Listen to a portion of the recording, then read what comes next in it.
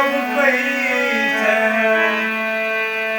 आपन फाटल करे जवा के सियो अब कैसे अरे रस के भरल होई जवानी बाए राजा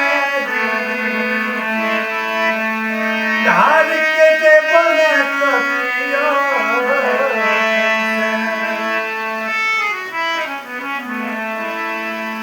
यार कालू भोरही से खोल के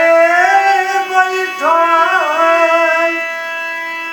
अरे बाली के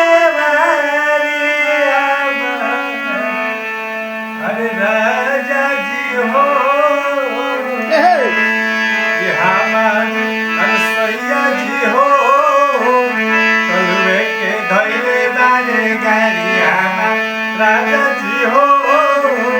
कलवे के धैले बारे गाड़ी भोरही से खोल के बैठल बाली के बारी राजा जी हो हमार सैया जी हो कलवे के धैले बारे गाड़ी राजा जी हो कलवे के धैले बारे गाड़ी अरे देव से दाल भात नवलिया चोखा पापड़ तिलौरी संगे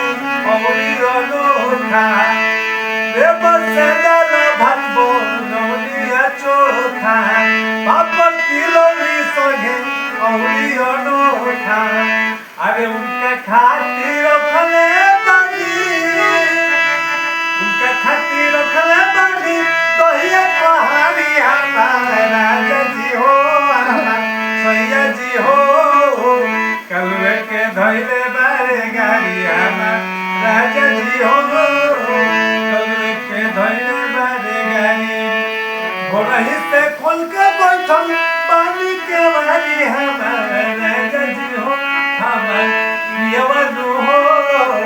कलवे के धैले बारे गाड़ी हमारा राजा